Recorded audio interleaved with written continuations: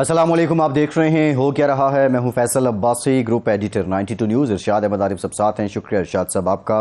پاکستان کے دفتر خارجہ کی جانب سے جو پاکستان میں حالیہ دہشت گردی کی کارروائیاں ہیں، ان میں افغانستان سے جو ٹی ٹی پی کے ملوث ہونے کے شواہد ہیں، اس بیس پہ پاکستان کی جانب سے یہ کہا گیا ہے دفتر خارجہ کی جانب سے کہ جو افغان حکومت ہے وہ اس بات کو یقینی بنائے کہ ان کی زمین پاکستان کے خلاف استعمال نہ ہو۔ دوسری جانب آج آرمی چیف جنرل سید آصف منیر نے کوئٹہ گیریزن کا دورہ کیا۔ کوئٹہ گیریزن میں انہیں بریفنگ دی گئی جو یوب حملہ ہے اس سے متعلق، اور اس موقع پہ انہوں نے بھی جو افغان سرزمین ہے اس ٹی ٹی پی اس کو استعمال کر رہی ہے پاکستان کے خلاف دہشت گرد کارروائیوں میں، اس معاملے پر انہوں نے بھی تشویش کا اظہار کیا ہے۔ جو امریکہ کے سیکریٹری خارجہ اینتھونی بلنکن ہیں، ان کی جانب سے پاکستان میں میکرو اکنامک اصلاحات اور پائیدار جو اقتصادی بحالی ہے اس کے لیے ان اصلاحات کو یقینی بنانے کے لیے تنبیہ کی گئی ہے۔ انہوں نے ایک ٹویٹر پیغام دیا جس پہ انہوں نے کہا کہ امریکہ پاکستان کے اس مشکل وقت میں شانہ بشانہ پاکستان کے ساتھ کھڑا ہے۔ اس معاملے پر بھی بات کریں گے کہ آئی ایم ایف پروگرام میں جو امریکہ کا کردار تھا وہ کیا تھا، اور دوسری جانب اب کچھ مزید بھی شرائط سامنے آ رہی ہیں۔ یہ بھی سننے میں آیا ہے کہ آئی ایم ایف کی جانب سے کہا گیا ہے کہ پاکستان کا جو زرعی شعبہ ہے اب پاکستان اس پہ بھی جو ٹیکس ہے اس کو یقینی بنائے۔ ان تمام معاملات پہ بات کریں گے ارشاد صاحب، لیکن امپورٹنٹ بات یہ ہے کہ جو پاکستان کے عوام سوال پوچھ رہے ہیں وزیر اعظم کے اعلان کے بعد کہ اگست میں نگراں حکومت آ جائے گی، اس کا مطلب یہ ہے کہ الیکشن ہو جائیں گے۔ پیپلز پارٹی نے 8 اگست کو الیکشن اسمبلی تحلیل کرنے کی تجویز دی تھی، لیکن ساتھ ہی ساتھ یہ بھی بات چل رہی ہے کہ ایک ماڈل ہمارے پاس پنجاب اور کے پی کے کی صورت میں موجود ہے کہ الیکشن اگر التوا کا یا مزید ڈیلے ہوتے ہیں تو نگراں حکومت طول پکڑ سکتی ہے۔ یہ بحث کیوں ہو رہی ہے کہ نگراں حکومت آئے گی اور وہ 6-8 مہینے سال چلے گی اور الیکشن دیر سے ہو جائیں گے؟ آپ سمجھتے ہیں یہ صرف قیاس ہے یا اس میں کوئی نہ کوئی حقیقت ہے، یا ایسا کوئی منصوبہ پہلے بھی تھا یا اب اس کو قابل عمل بنایا جا رہا ہے؟ اب صاحب 2 وجوہات ہیں اس کی۔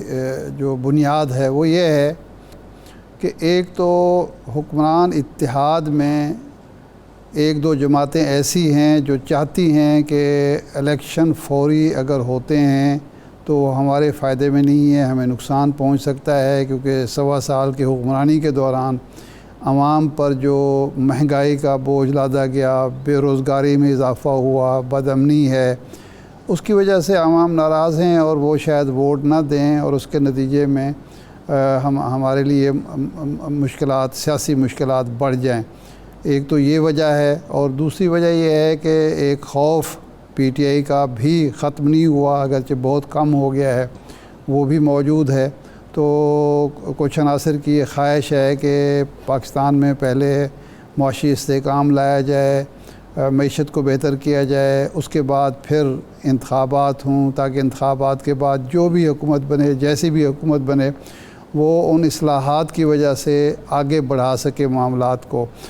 کیونکہ یہ اندیشہ بہرحال موجود ہے کہ اگر اکتوبر نومبر میں الیکشن ہوتے ہیں اور کوئی سیاسی جماعت واضح اکثریت حاصل نہیں کر پاتی، ایک مضبوط حکومت وجود میں نہیں آتی، ایک مخلوط اور کمزور حکومت وجود میں آتی ہے، تو پھر معیشت کو سنبھالا دینا آسان نہیں رہے گا۔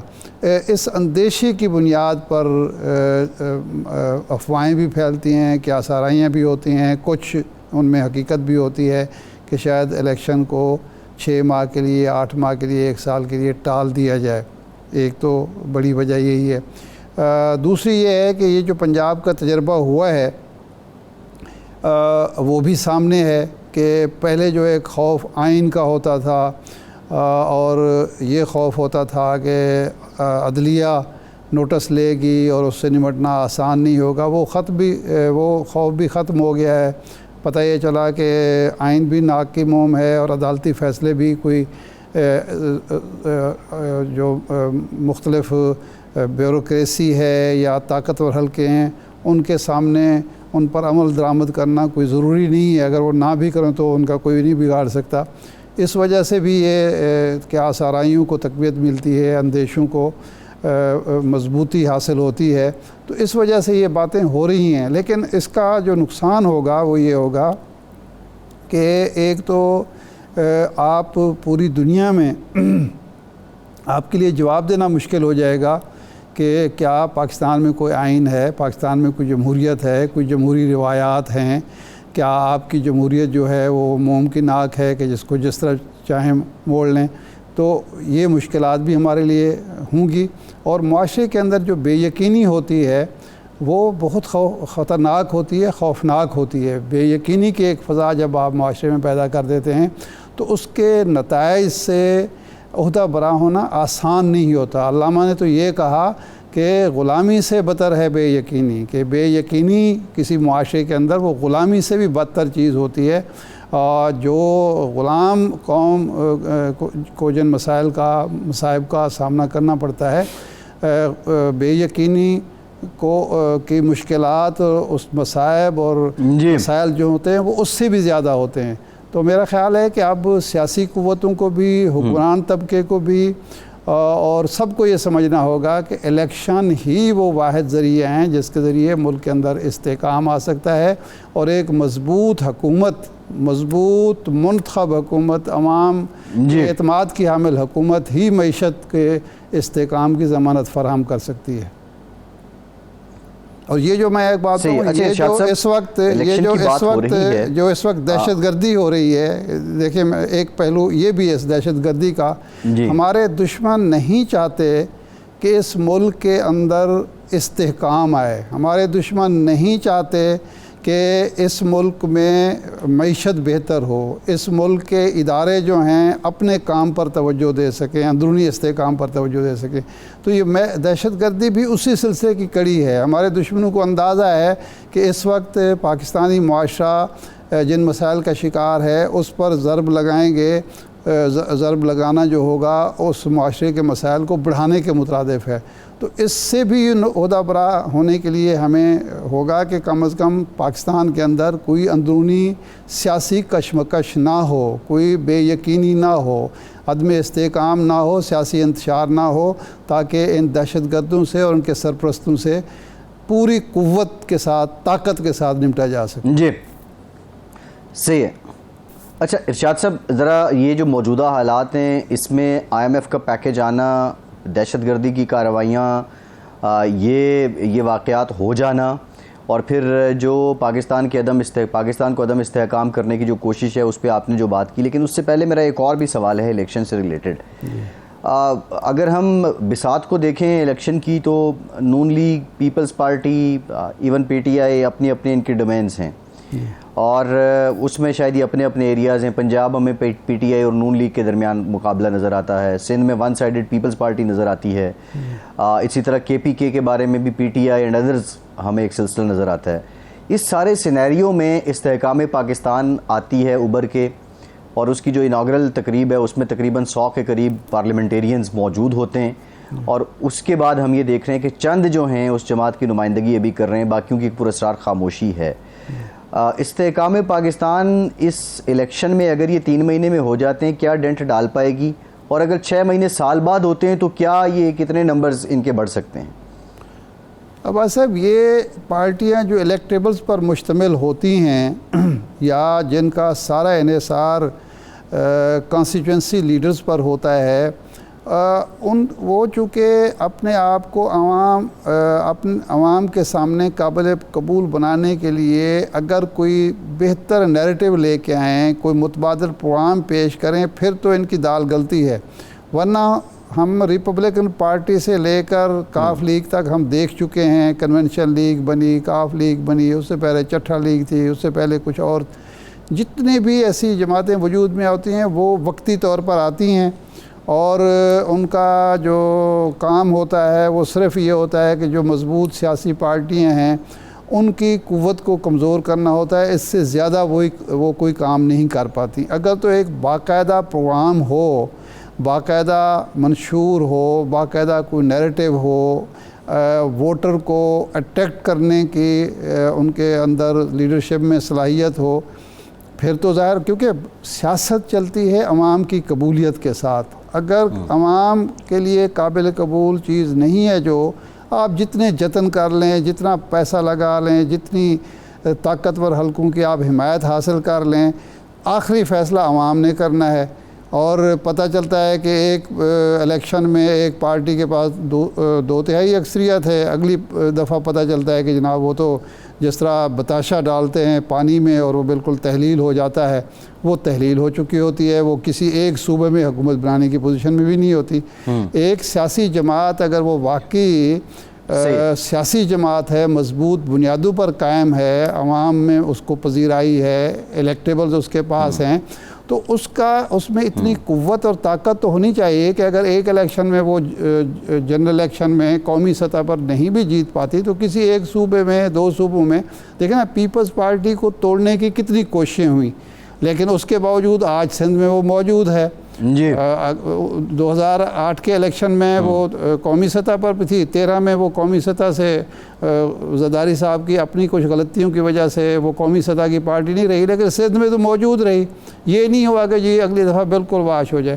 تو اب یہ استحکام پاکستان پارٹی کا امتحان ہے کہ وہ اپنے آپ کو قابل قبول عوام میں کس طرح بناتی ہے۔ ایک تو یہ ثابت کرنا ہے کہ وہ کسی کی بی ٹیم نہیں ہے، کسی کی بھی بی ٹیم نہیں ہے، اور وہ صرف وقتی فائدے کے لیے یا ایک خلا کو پر کرنے کے لیے وجود میں نہیں لائی گئی، یا مسلم لیگ نون کو پنجاب میں کمزور کرنے کے لیے وجود میں نہیں آئی، بلکہ اپنے طور پر وہ آئی ہے، اپنا ایک لائن شیئر جو ہے وہ لینے کے لیے آئی ہے اور عوام کی جماعت ہے۔ اور دوسرا اس کو یہ بھی ثابت کرنا ہے کہ اس کی جو تنظیم ہے وہ سارے کے سارا عوام کے فائدے کے لیے ہے، عوام کے مسائل حل کرنے کے لیے، عوام میں قبولیت کے لیے ہے، نہ کہ کسی حلقے کو خوش کرنے کے لیے۔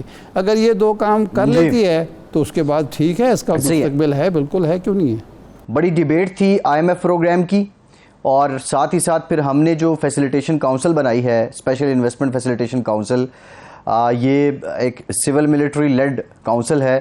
ابھی تک فائنانس منسٹری نے اس کے 40 کروڑ دینے تھے اس کو انیشیٹ کرنے کے لیے، وہ دیے نہیں ہیں، لیکن یہ اپروچ کتنی کارآمد ہوگی کہ ہمیں IMF کے ساتھ ادھر سے بھی پیکیج آ گیا، اب ہم اس کو بھی لے کے چلیں گے، اور اس میں میجر انویسٹمنٹ کیا چین کی طرف سے ہوگی، ایسٹ کی طرف سے ہوگی یا ویسٹ کی طرف سے ہوگی؟ بریک کے بعد اس پہ بات کرتے ہیں، ہمارے ساتھ رہیے۔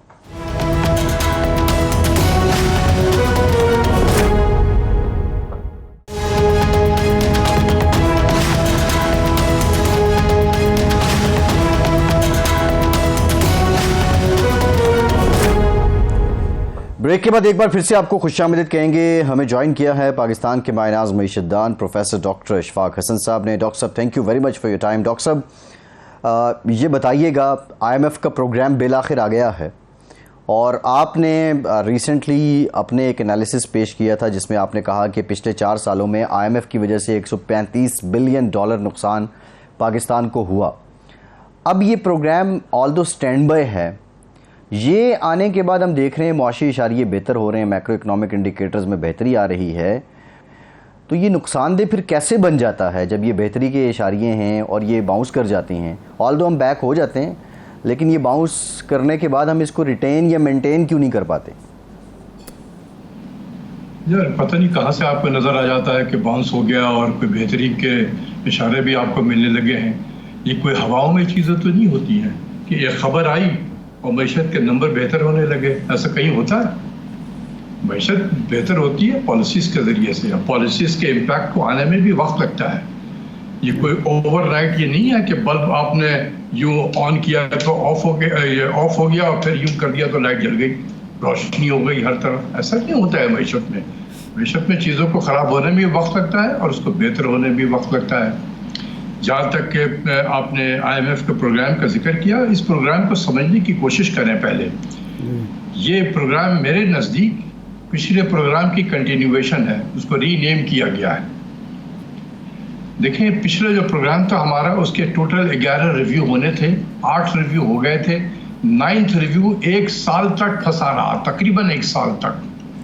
اور ہم جتنے بھی IMF نے کوشش کی یہ کر لیں وہ کر لیں، ہم سب کام کرتے رہے، جو انہوں نے کہا ہم کرتے رہے، اور لیکن جب ہم وہ مکمل کر لیں وہ اپنا گول پوسٹ چینج کر دیں، پھر ہم وہ مکمل کر لیں، پھر کوئی نیا پرچی آ جائے، پھر ہم اس کو کر لیں اور پھر وہ گول پوسٹ چینج ہو جائے۔ یہاں تک کہ प्राइम मिनिस्टर की फ्रस्ट्रेशन की इंतहा हो गई. आपने कहा नहीं कि इन्होंने नाक तक रगड़वा दिया, पता नहीं क्या क्या लफ्ज इस्तेमाल किया प्राइम मिनिस्टर ने. लेकिन वो हमें प्रोग्राम को मुकम्मल ही नहीं होने देते थे. आखिर में जब ये प्रोग्राम 30 जून को ख़त्म हो रहा था, उससे एक हफ्ता पहले तकरीबन प्राइम मिनिस्टर की मुलाकात IMF के मैनेजिंग डायरेक्टर से पेरिस में हुई. वहाँ हमने शिकायत किया कि यार हमने इतने सारे काम कर दिए, आपके 9th रिव्यू का आपका 9th रिव्यू मुकम्मल होकर नहीं देता. उन्होंने कहा कि अच्छा ऐसा कर लें कि ये पर्ची पकड़ाई. उन्होंने कहा कि 4-5 चीज़ और कर लें जाके. वो वज़ीर आज़म आए, वो 4-5 चीज़ भी कर ली, जिसपे इंटरेस्ट रेट को 22% पे सेंट्रल बैंक ने अपने रेट को 22% पे पहुंचा दिया. हमने 2.25% के एडिशनल टैक्स मेजर्स ले लिए. हमने पेट्रोलियम डेवलपमेंट लेवी को बढ़ा दिया. हमने इंपोर्ट्स को कहा कि ये खोल दो आज से. ये सब काम उन्होंने कहा हमने कर दिया. जब बाय द टाइम हमने किया तो पता चला कि वक्त ही खत्म हो गया है. तो अब क्या किया जाए, इसका हल कैसे निकाला जाए? तो उन्होंने कहा कि फिर ऐसा करते हैं कि हम एक शॉर्ट टर्म प्रोग्राम कर लेते हैं 9 months का, जिसको स्टैंड बाई कहते हैं. तो ये जो आपने जितने 9th रिव्यू के जितने भी इकदाम किए हैं, ये पहले इस नए प्रोग्राम का ये प्रायर एक्शन हम इसको तस्लीम कर लेंगे. 12 तारीख को वो लेकर गए कि जी पाकिस्तान ने वो तमाम प्रायर एक्शन जो थे इस प्रोग्राम के वो मुकम्मल कर लिए हैं. इस प्रोग्राम का मतलब ये है कि 9th रिव्यू इसका जो है वो बन गया प्रायर एक्शन. अभी 10 और 11वां रिव्यू होना बाकी था हमारा उसका. तो वो इसकी फर्स्ट रिव्यू और सेकंड रिव्यू होगा, जो एक नवंबर में होगा और एक फरवरी में होगा. तो ये उसी की कंटिन्यूएशन है. ठीक है, इसको नया प्रोग्राम कर दिया गया, पुराना वाला खत्म, ये नया है, लेकिन ये सब उसी के साथ मिक्स कर दिया गया है. सही. डॉक्टर साहब, 2 काम हुए. एक तो वज़ीर आज़म साहब ने कहा कि ये लम्हा फ़ख्रिया नहीं है, लम्हा फ़िक्रिया है और हमें अब कशकोल हर सूरत तोड़ना होगा. दूसरा, ये जो इकनॉमिक फैसिलिटेशन काउंसिल बनाएगी, इसको भी इसहाक डार साहब ने और उनके बाकी साथियों ने कहा कि ये असल में तोड़ है. इस ज़रिए से हम कशकोल तोड़ेंगे कि हम एनर्जी में, एग्रीकल्चर में, बाकी जो 4 मनसूबे एरियाज़ और हैं, इसमें हम भरपूर किस्म की बाहर से सरमायाकारी लाएंगे और बिल आखिर इतनी तरक्की कर लेंगे कि हमें दोबारा IMF की तरफ ना जाना पड़े. माजी के तजर्बे की रोशनी में आप ये समझते हैं कि इकनॉमिक फैसिलिटेशन काउंसिल जो है वो हमें इस दलदल से निकाल सकती है? क्या क्या रुकावटें माजी में आती रही हैं सरमायाकारी के रास्ते में जो अब नहीं आएंगी इस काउंसिल की वजह से? 2 चीज़ें इसमें कहूँगा. जब आपने कहा कि प्राइम मिनिस्टर ने कहा कि ये लम्हा फ़ख्रिया है, जी, क्या ही अच्छा होता, जी, क्या ही अच्छा होता कि प्राइम मिनिस्टर अपने प्रेस कॉन्फ्रेंस में कहते कि ये जो स्टैंड बाई अरेंजमेंट है ये आखिरी प्रोग्राम है, इसके बाद हमने नहीं जाना IMF में. ये भी कह देते. क्यों नहीं कहा उन्होंने? क्यों नहीं कहा? नंबर 1. जी. दूसरी चीज़ है कि अगर SIFC ने ही सारे इन्वेस्टमेंट को लाने थे तो ये इतने ज़माने से बोर्ड ऑफ इन्वेस्टमेंट करके आ रहा था. जी. और बोर्ड ऑफ इन्वेस्टमेंट की भी जो है वो प्राइम मिनिस्टर सेक्रेटेरिएट में ही है. तो फिर क्या करता रहा था वो? ठीक. अगर वो अच्छा काम कर रहा होता तो बाहर से इन्वेस्टमेंट भी आ रहे होते. अगर वो अच्छा काम कर रहा होता तो SIFC को बनाने की नौबत ही ना आती. ठीक. तो कोई वजह तो होगी ना, उनकी परफॉर्मेंस ठीक नहीं, कहीं पर ये रियलाइजेशन हुई. मेरी इत्तला के मुताबिक आपके जितने भी बाहर के फॉरेन इन्वेस्टर थे जो पाकिस्तान में आना चाहते थे, उन्होंने कंप्लेन किया. कि हम जाते हैं आपके यहाँ पर, आपके जो लोगों से मिलते हैं, सेक्रेटरी हजरात से और जॉइंट सेक्रेटरी हजरात से, और वो हमें सुबह में अगर मुलाकात होती है तो चाय बिस्किट खिलाते हैं और रात में बिरयानी खिला देते हैं. ये लफ्ज़ है, ये लफ्ज़ मैं कोट अनकोट कर रहा हूँ. अच्छा. सुबह चाय बिस्किट और रात में बिरयानी खिला देते हैं, उसके बाद गायब हो जाते हैं. अच्छा. हम 5-6 जो है महीने इंतजार करते रहते हैं कि अब उस मीटिंग का कोई नतीजा आएगा, कोई फॉलो अप होगा. जब नहीं होता तो फिर हम आते हैं यहाँ पर आपके पास में. फिर वही रूटीन शुरू होता है, चाय बिस्किट सुबह में, रात में बिरयानी. ठीक. तो ये आखिर कब तक हम चाय बिस्किट खिलाते रहेंगे और बिरयानी खिलाते रहेंगे? वो तंग आ चुके थे. उन्होंने कंप्लेन किया कि हम आपके मुल्क पे इन्वेस्टमेंट करना चाहते हैं और आप है कि सीरियस नहीं है. Therefore, ये SIFC का काम अमल में लाया गया. ठीक. और ये जो है اس کو ہم کہیں گے کہ یہ ایک انکلوسیو آرگنائزیشن ہے جس میں سول بھی فیڈرل گورنمنٹ کے سول افسران بھی اس میں ہوں گے, جس میں صوبوں کے بھی سول افسران ہوں گے, اور فوج اس میں فیسیلیٹیشن کا رول پلے کرے گی کہ جہاں پر گاڑی رک رہی ہے, جہاں پر کام نہیں ہو رہا ہے, راستے میں رکاوٹیں ہو رہی ہیں, وہاں فوج اپنا وزن ڈالے گی. یہ بالکل اسی طرز پہ کام کرے گا جس طرز پہ این سی او سی نے کیا تھا کووڈ کے زمانے میں. ایک سویلین اس کو ہیڈ کرتا تھا, غالباً اس کے بھی جو ایگزیکٹو کمیٹی بنی ہے اس کے بھی ہیڈ جو ہے ہمارے پلاننگ کے منسٹر ہوں گے. پہلے بھی این سی او سی کے پلاننگ منسٹر ہی ہیڈ کرتے تھے, لیکن پیچھے سے اس میں ہوتی تھی, رول پلے کیا تھا. آپ نے دیکھا کہ دنیا نے پھر این سی او سی کی تعریف کی کہ کس طریقے سے انہوں نے پینڈیمک کو ہینڈل کیا پاکستان میں. تو کوشش یہی ہے کہ اس کو بھی اسی طرز پہ چلایا جائے. اور دنیا میں بھی دیکھا گیا ہے کہ چین بھی ہے, جہاں چین کے جو فوجیں ہیں وہ بھی جہاں سول والوں پہ اگر مصیبت آتی ہے تو وہ آ جاتے ہیں اس کو فیسیلیٹیٹ کرنے کے لیے. انڈونیشیا میں بھی یہی کنسپٹ ہے, وہاں بھی فوج ہیلپ کرتی ہے سویلین کی, کیونکہ اوور دی ایئر سویلین کی جو کیپیسٹی ہے کام کرنے کی اس میں بہت کمزوری آ گئی ہے. آپ تو ڈیل کرتے ہوں گے بہت سارے جو ہمارے بیوروکریسی میں لوگ ہیں, اب ان کے اندر وہ کیپیسٹی نہیں رہی ہے, بہت کمی آ گئی. دوسری چیز یہ ہے کہ 18th امینڈمنٹ کے بعد کمپلیکسٹی بہت زیادہ بڑھ گئی ہے. اور پھر خاص کر کے جب مرکز میں کسی ایک پارٹی کی حکومت ہو اور صوبے میں کسی دوسری پارٹی کی حکومت, تو پھر وہاں تو قیامت برپا ہو چکا ہوتا ہے. نہیں لیکن ڈاکٹر صاحب کیسے نپٹے گا, لیکن ڈاکٹر صاحب قیامت کو کون نپٹے گا؟ سول والے کے اندر صلاحیت ہے نپٹنے کی. لیکن ڈاکٹر صاحب ایک منٹ ہٹ جائیں, ایک منٹ ہٹ جائیں, مکمل تو کرنے دینا مجھے. جی فرمائیں.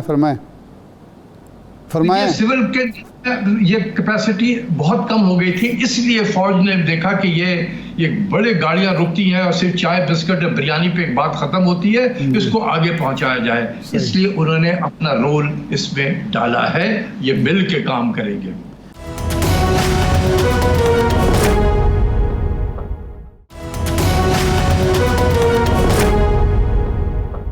ڈاکٹر صاحب حالت یہ ہے کہ اتنے دن ہو گئے اس کونسل کو بنے ہوئے, ابھی تک جو 400 ملین کے فنڈ ان کو ملنے تھے وہ ابھی تک نہیں مل پائے.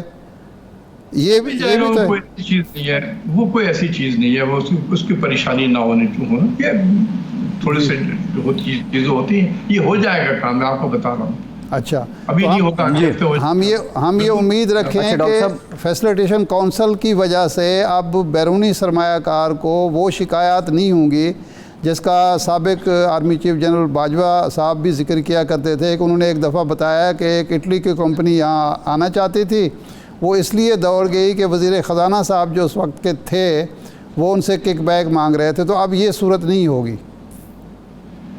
اسی لیے تو بنایا گیا ہے. اگر وہی چیزیں دوبارہ ریپیٹ ہو تو یہ 400 ملین بھی ضائع ہو جائے گا, اور یہ فیسیلیٹیشن سینٹر جو بنایا گیا ہے اس کا بھی مقصد نہیں ہوگا.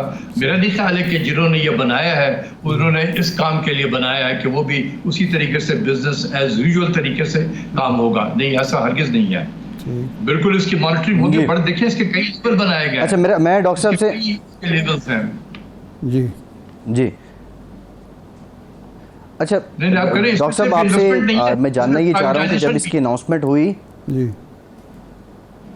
جی ڈاکٹر صاحب آپ سے جاننا یہ چاہ رہا ہوں کہ جب یہ اناؤنس ہوا تو اس کو پلان بی کہا گیا, اور اس وقت آئی ایم ایف کا پروگرام ابھی انسرٹن تھا, شور نہیں ہو رہا تھا. آپ سمجھتے ہیں کہ جو آئی ایم ایف کی شرائط ہیں, یہ کونسل جس طریقے سے کام کرے گی, یہ شرائط اس میں انویسٹمنٹ لانے میں آڑے آئیں گی, یا وہ بھی اس کے لیے ایک فیسیلیٹیشن کا ہی ان کا رول ہوگا؟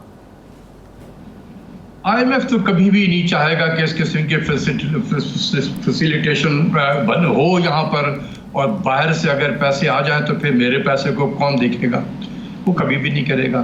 یہ جو تھا نا, یہ اس کو سمجھنے کی کوشش کریں اس پروگرام کو. ایک تو میں نے آپ کو بتا دیا کہ اس کی کنٹینیویشن ہے, ٹھیک ہے. دوسری چیز یہ تھی کہ ہم ایک ٹرانزیشن سے گزریں گے. ابھی 12 کے بعد ایک نئی حکومت آئے گی, 12 اگست کے بعد میں کیئر ٹیکر گورنمنٹ آئے گی, وہ پتہ نہیں کتنے دن رہے گی. اس کے بعد ایک الیکشن ہوگا, الیکشن کے بعد پھر ایک نئی حکومت آئے گی. تو یہ ہم ایک ٹرانزیشن سے گزریں گے، اس لیے یہ شارٹ ٹرم جو ہے ایک طریقے سے اس ٹرانزیشن کو کور کرنے کے لیے یہ اقدامات کیا گیا ہے۔ صحیح۔ جنہوں نے یہ بنایا ہے SIFC، جی ان کو 200% پتہ ہے جی کہ IMF کے پروگرام میں رہتے ہوئے جی یہ SIFC بالکل بورڈ آف انویسٹمنٹ کی طرح کام کرے گا، یہ بے مقصد ہو جائے گا۔ اچھا ان کو بھی پتہ ہے اس چیز کا، اس لیے اگر یہ خود بھی تھوڑا کامن سینس بھی لگائیں کہ اگر ہم نے IMF کے پاس جانا تھا تو ہم نے کیوں یہ short term measures, short term program کیوں کیا 9 مہینے کا؟ ہم نے 3 سال کا کیوں نہیں کیا؟ صحیح۔ مجھے ذرا 3 سال کا کیوں نہیں کیا؟ Why we said کہ جی نہیں ہم اسٹینڈ بائی کریں گے 9 مہینے کا، کیونکہ اس ٹرانزیشن کو کور کر لیں، اس کے بعد انشاءاللہ ہم خدا حافظ کہیں گے۔ یہ پیسے دیکھیں، ہم چند $بلین کی خاطر IMF میں گئے، ہمیں آج یہ جو پیسہ آیا ہے اس کو ملا لیں تو یہ تقریباً 5 بلین 5.2 بلین ڈالر کے قریب پاکستان کو آیا ہے، اور میں نے ابھی اپڈیٹ نہیں کیا ہے، میرا نمبر جو 135 بلین کا تھا وہ مارچ 2023 تک کا نمبر ہے، یہ جون 2023 تک کا نمبر میرے ابھی تک، چونکہ اسٹیٹ بینک نے اپنے ویب سائٹ پر ڈالا نہیں ہے تو میں کیلکولیٹ نہیں کر سکا، میرا اپنا خیال ہے کہ یہ تقریباً 150 بلین ڈالر کے قریب ہوگا۔ اچھا اچھا، بلین IMF سے لے کر اگر 150 بلین ڈالر کا پاکستان کو فائنینشیل لاس ہو، جی کسی کو رحم نہیں آیا پاکستان کے اوپر میں؟ کسی کو رحم نہیں آتا کہ یار یہ ملک جس کے 300 بلین ڈالر جو ہے، جس کی پوری GDP ہے سائز کی، آدھا GDP جو ہے وہ ہمارا نقصان ہو گیا اس 4.5 سال 5 سال میں IMF کے پروگرام میں رہتے ہوئے، کسی کو خیال نہیں آیا۔ ابھی بھی لوگ کہتے ہیں کہ دوبارہ جائیں گے ہم، جی خدا کا خوف کریں وہ لوگ۔ اگر دوبارہ ہی جانا تھا تو 3 سال کا پروگرام کرتے، ہم نے کیوں 9 منتھس کا اسٹینڈ بائی ارینجمنٹ کیا؟ نہیں ڈاکٹر صاحب، یہ جو 9 منتھ کا ہے یہ تو انہوں نے کیا ہے نا، ہم تو شاید یہی چاہتے تھے کہ ہمیں 9 کہہ رہا ہوں، جی میں یہی تو آپ کو سمجھانے کی کوشش کر رہا ہوں کہ وہ پرانا جو پروگرام تھا جس کے 3 ریویو رہتے تھے، جی 9th 10th اور 11th، جی تو انہوں نے اب ٹائم ہی ختم ہو گیا، اب کیا کرتے ہیں؟ اس کے پاس ایک آپشن تھا کہ اس کو آپ ایکسٹینڈ کر دیں ٹائم کو، انہوں نے مناسب یہ سمجھا کہ نہیں ہم اس کو ایک نیا پروگرام کر دیتے ہیں، یہی 3 ریویو رہتے ہیں، اس میں بھی 3 ریویو ہوں گے۔ 9th ریویو میں چونکہ ہم نے اتنے سارے اقدامات کر لیے تھے، لہذا اس کو ہم پرائر ایکشن تصور کر لیں گے، اور باقی جو 10th اور 11th ریویو آپ نے کرنا تھا اس وقت، جی اس کے اقدامات کرنے تھے، وہ آپ اس کے فرسٹ سیکنڈ ریویو میں کر لیں گے۔ اچھا ڈاکٹر صاحب، اب ایک فیسیلیٹیشن کونسل ہے سرمایہ کاروں کو اٹریکٹ کرنے کے لیے مختلف ایریاز میں، 22% اگر آپ کی شرح سود ہو، قرضے لینے ہیں تو 22% آپ نے سود لینا ہے، بجلی آپ نے آج شاید شام تک نئے ریٹ آ جائیں گے، یعنی جو بیسک اس کا ٹیرف ہے اس میں 4 روپے کا مطلب یہ ہوگا 6-7 روپے بن جائے گا، 50 روپے پہ آپ بجلی پہنچا دیں گے پر یونٹ۔ اس کے بعد 215 ارب کے پہلے ٹیکسوں میں مزید اضافہ ہوگا، اس کا بوجھ بھی ظاہر ہے عام آدمی پر پڑے گا، صنعت کار پر پڑے گا، ہاں ٹیرف بڑھ گیا ہے بلکہ ابھی خبر آ رہی ہے۔ تو ایسی صورت میں بیرونی سرمایہ اور پھر دہشت گردی بھی ہونا شروع ہو گئی ہے، تو ایسی صورت میں بیرونی سرمایہ کار صرف اس لیے آ جائے گا کہ فیسیلیٹیشن کونسل بن گئی ہے، ہم جو لا اینڈ آرڈر سچویشن کو بھی نظر انداز کرتے ہیں، بینک انٹرسٹ کو بھی کرتے ہیں، باقی جو ساری چیزیں ہیں وہ رکاوٹ نہیں بنے گی؟ میں نے ابھی آپ کو پہلے ہی کہا تھا کہ IMF کے پروگرام میں رہتے ہوئے SIFC نے یہ بے معنی ادارہ بن جائے گا۔ میں تو شروع ہی میں کہا آپ کو، جی جی، کیا جس نے بنایا ہے وہ اسی لیے بنایا ہے کہ یہ ادارہ بھی بنا رہے اور IMF میں بھی رہیں گے؟ نہیں، ایسا نہیں ہو سکتا۔ آپ نے بالکل صحیح کہا کہ 22% تو اسٹیٹ بینک کا انٹرسٹ ریٹ ہے، جی، تو یہ کمرشل بینک جو بھی سے جو بورو کرے گا آ کے 24-25% پہ بورو کرے گا۔ کون سا انویسٹر جو ہے وہ پاکستان میں 25% پہ بورو کرے؟ صحیح جی۔ اور اس ہائی انٹرسٹ ریٹ پہ آپ خود سوچیں کہ کوئی ملک میں انڈسٹری لگائے گا، وہ کہے گا اللہ میاں کی مار ہے کہ میں انڈسٹری بھی لگاؤں, ورکر کے ساتھ بھی نمٹوں, وابڈا کے بجلی والوں کے ساتھ بھی نمٹوں, گیس والوں کے ساتھ بھی نمٹوں, اور پتہ نہیں کتنے ٹیکس والوں کے ساتھ نمٹوں.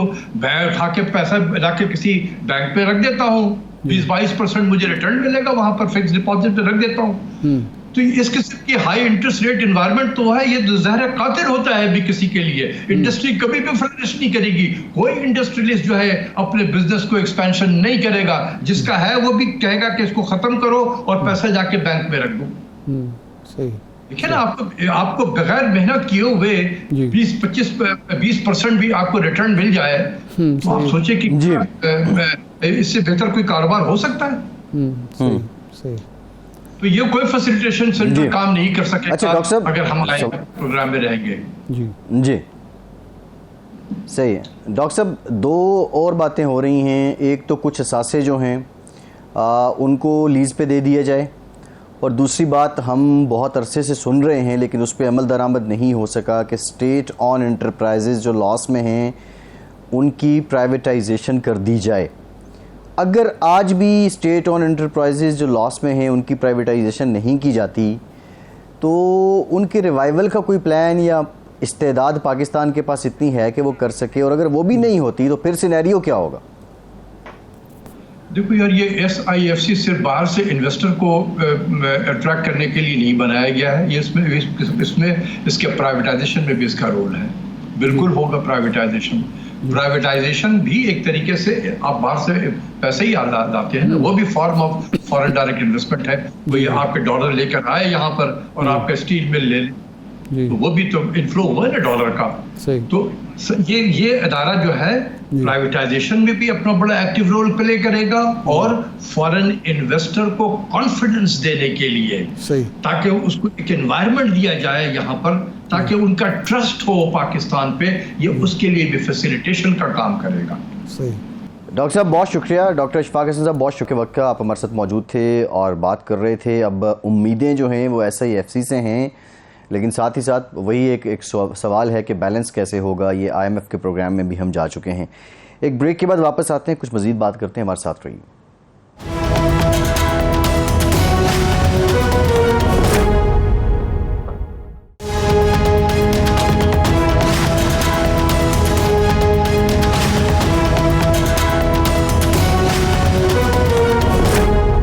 بریک کے بعد ایک بار پھر سے آپ کو خوش آمدید کہیں گے. ارشاد صاحب, ہم الیکشن کی بات ہم نے آغاز میں بھی کی تھی, لیکن الیکشن سے پہلے ہم اگر PTI کی بات کریں تو اس کے سابق انتہائی اہم رکن پرویز خٹک صاحب, انہوں نے تو چیلنج کیا چیئرمین PTI کو کہ میرے مقابلے میں آپ الیکشن کنٹیسٹ کر کے دکھائیں. لیکن صرف اگر ہم KPK کے معروضی حالات پہ بات کریں تو یہاں پہ ابھی تک لوگوں کے چھوڑنے کی یا بڑے جو فگر ہیں ان کے چھوڑنے کا نمبر اس طرح نہیں آیا ہے سامنے. یا پرویز خٹک صاحب اوبویسلی ایک بڑا نام تو ہیں, وہ علیحدہ ہو گئے ہیں, لیکن یہ ایک خاموشی سی ہے. کتنا بڑا ڈینٹ ہے پرویز خٹک کا علیحدہ ہونا یا ان کو پارٹی سے نکال دینا, اور فیصل وارڈا کہتے ہیں کہ وہ اپنی کسی پارٹی کی صورت میں آئیں گے. آپ سمجھتے ہیں کہ اب اگلے لیڈنگ پلیئر کی پلیئر پرویز خٹک ہی ہیں KPK میں مولانا کے پیرالل؟ آن دا لائٹر نوٹ عباس صاحب, صرف یہ KP کا ایشو نہیں ہے. ہمیشہ آپ جنوبی پنجاب کے بارے میں کہتے تھے کہ سب سے پہلے جنوبی پنجاب کے لوگ وفاداریاں تبدیل کرتے ہیں. اب ماشاءاللہ سینٹرل پنجاب نے اس معاملے میں سبقت حاصل کی ہے. جنوبی پنجاب میں بھی صورتحال تقریباً کم و بیش وہی ہے. تو اس لیے لیکن پرابلم جو ہے کہ یہ جو خٹک صاحب دے رہے ہیں اپنے سابق چیئرمین کو دعوت مقابلے میں لڑنے کی, دعوت کہیے یا چیلنج کہیے یا مباہلہ کہتے ہیں اس کو, وہ ہے. لیکن کیا سابق چیئرمین صاحب کو الیکشن لڑنے کی اجازت بھی ہوگی یا نہیں ہوگی؟ وہ تو میرا نہیں خیال کہ الیکشن بھی شاید لڑ پائیں جو صورتحال نظر آتی ہے. تو خٹک صاحب کو ایسے ہی خام خواہ چیلنج دینے کی ضرورت نہیں ہے. عین ممکن ہے خٹک صاحب بلا مقابلہ ہو جائیں. ایشو اس وقت جو بنا ہوا ہے وہ یہ نہیں ہے. ایشو اس وقت یہ ہے کہ نگران حکومت کیسے ہوگی, نمبر 1, اور الیکشن کب ہوں گے. وزیر اعظم نے یہ اعلان تو کر دیا کہ جناب ہم تو 12, 13, 14 اگست کو چلے جائیں گے، لیکن الیکشن کا اعلان پہلے صدر کے پاس تھا، اب الیکشن کمیشن کے پاس ہے، اور الیکشن کمیشن جنگل کا بادشاہ ہے، وہ اس کی مرضی اعلان کرے نہ کرے، اور کر کے پیچھے ہٹ جائے یا تاریخ تبدیل کر دے، اب یہ اس کے اختیارات ہیں، اب اس میں کسی کا کوئی لینا دینا نہیں ہے۔ ایک پہلو یہ ہے، پیپلز پارٹی اس معاملے میں بالکل کلیئر ہے، وہ یہ کہتے ہیں کہ میکسیمم 8, 9, 10, 11, 12 نومبر تک آپ لے جا سکتے ہیں، پہلے کرنا ہے تو 3 مہینے، بعد میں اگر مدت پوری ہونی ہے تو 2 مہینے الیکشن ہونے چاہیے۔ مولانا فضل الرحمان صاحب کے تحفظات ہیں، اور مسلم لیگ نون میں بھی ایک حلقہ ایسا ہے جو سمجھتا ہے کہ جی الیکشن اگر مارچ تک، اپریل تک چلے جائیں تو اس میں کوئی مذائقہ نہیں ہے، کوئی خرابی نہیں ہے، اور اسی بیس پہ زرداری صاحب کی اور پیپلز پارٹی کی یہ خواہش نظر آتی ہے کہ جو نگران وزیر اعظم بنایا جائے اور نگران گورنمنٹ بنے، وہ اس سے پہلے کمٹمنٹ لی جائے کہ حالات کچھ بھی ہو جائیں وہ الیکشن کو بر وقت کرائے گی، جس تاریخ کا اعلان ہوگا اسی تاریخ کو الیکشن ہوں گے، اور وہ اپنے گھروں کو چلے جائیں گے، اقتدار منتقل کر دیں گے۔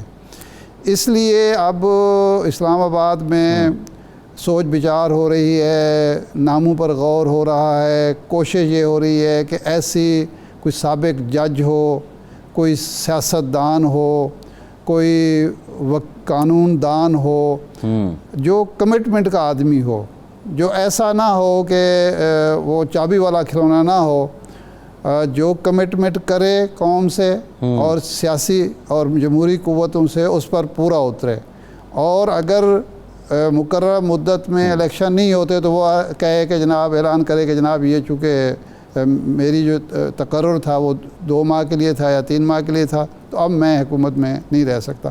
ایسی نگران حکومت کے قیام کے لیے کوششیں، لیکن ارشاد صاحب اسلام آباد میں میں موجود ہوں، آپ جو بات کر رہے ہیں سوچ بچار ہو رہی ہے، کوئی خبر راجہ ریاض صاحب سے متعلق نہیں آئی، کوئی وزیر اعظم صاحب سے، وزیر اعظم آفس سے نہیں آ رہی کہ کوئی نام اس پہ وہ ڈسکس کر رہے ہیں، وہ سوچ بچار کر رہے ہیں، تو کوئی میٹنگ بھی میرا خیال اپوزیشن لیڈر اور لیڈر آف دی ہاؤس کی ابھی تک نہیں ہوئی، تو یہ کیوں راجہ ریاض صاحب نہیں اپنی سجیشن ابھی تک دے پا رہے؟ نہیں، یہ دیکھیں معاملات نہ تو راجہ ریاض صاحب نے طے کرنے ہیں، نہ وزیر اعظم صاحب نے، یہ طے ہونے ہیں آصف زرداری صاحب کی سطح پہ، میاں نواز شریف صاحب کی سطح پہ، مولانا فضل الرحمان کی سطح پہ، یا پھر وہ جن کو مناسب سمجھیں یا جن سے وہ مشاورت کرنا مناسب سمجھیں یا جن کی وہ مشاورت کو اہمیت دیں۔ راجہ ریاض صاحب نے تو انگوٹھا لگانا ہے، وہ تو ویسے بھی مطلب ہے گھڑے کی مچھلی ہیں، انہوں نے تو ٹکٹ لینا ہے مسلم لیگ نون سے، تو وہ کیا آپ کا خیال ہے کہ جو نام آئے گا زرداری صاحب کی طرف سے، نواز شریف صاحب کی طرف سے، تو راجہ ریاض صاحب کہیں گے نہیں جی میں تو نہیں مانتا؟ یہ نہیں ہے جی۔ صحیح، ٹھیک ہے ارشاد صاحب، پروگرام کا ٹائم ہو گیا، بہت شکریہ آپ کا، آج کے پروگرام سے اتنا ہی، اجازت دیجیے۔